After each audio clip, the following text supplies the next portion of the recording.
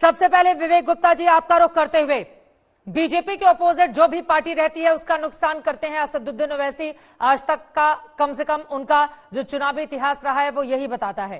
क्या करेंगे फिर आप लोग बंगाल में?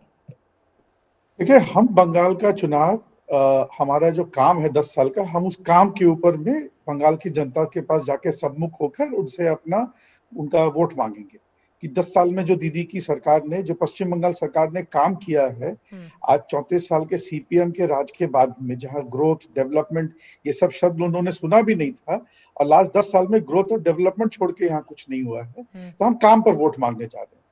रहा बात, मैं यहाँ एक बात जरूर कहना चाहूंगा, चाहे बीजेपी हो चाहे ओवैसी जी हो, धर्म की राजनीति कर रहे हैं और हम लोग धर्मनिरपेक्षता की राजनीति करते हैं।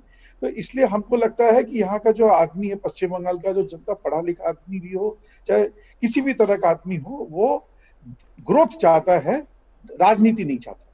ठीक है, जवाब दीजिए शहनवाज हुसैन जी।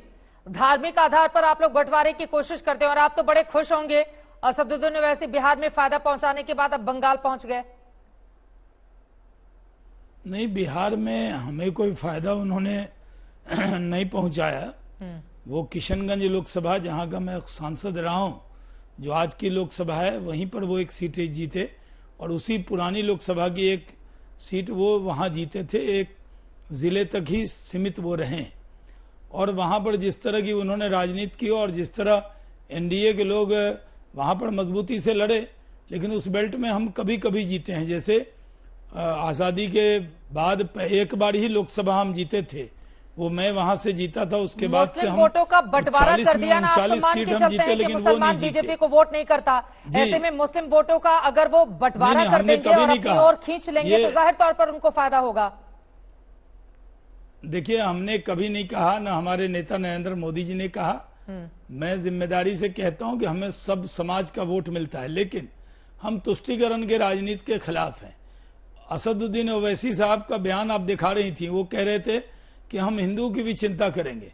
उनकी चिंता की जरूरत नहीं है, उनकी पार्टी का नाम ही है कुल हिंद मजलिसे इत्तेहादुल मुस्लिमीन, यानी मुसलमानों की पार्टी। वो एक नई मुस्लिम लीग है जो बंटवारे की राजनीति यहाँ कर रही है। वो रजाकारों से निकली हुई पार्टी है। वो पार्टी कहीं जाए, भारतीय जनता पार्टी, और उनका कोई रिश्ता नहीं है। हम उनके काम लड़ने से हमें कोई फायदा होगा ऐसा ना हम मानते हैं, ना हम लेना चाहते हैं। हम तो ये मानते हैं कि बंगाल की जनता माँ माटी मानुष की राजनीति की जगह गोली बम बारूद की राजनीति से पीड़ित हो गई है। वहां के लोगों को बदलाव चाहिए। वहां भारतीय जनता पार्टी विकास के मुद्दे पर लड़ेगी और जो बंगाल के लोगों को जिस तरह से तबाह और बर्बाद किया गया है, आज वहां पर कोई पार्टी नहीं है चित्रा जी, न हिम्मत है कांग्रेस में न कम्युनिस्टों में।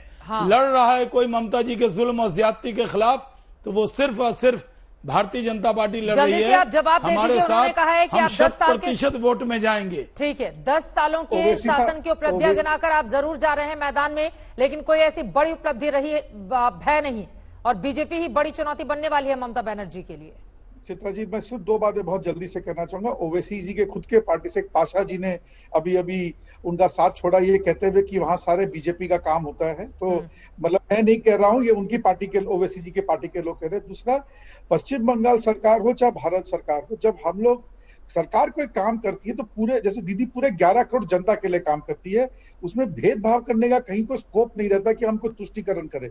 अगर कोई गवर्नमेंट स्कीम है, आज शहनवाज भाई हमको ये बताएं यहाँ पे, जब प्रधानमंत्री मोदी जी, हमारे भी प्रधानमंत्री हैं, जो स्कीम निकालते हैं वो 130 करोड़ भारतीयों के लिए होती है। उसी तरह जब ममता बनर्जी कोई काम करती है तो 11 करोड़ बंगाली जनता के लिए होती है। यहाँ तुष्टीकरण का कहीं स्कोप ही नहीं है, कोई जगह ही नहीं है।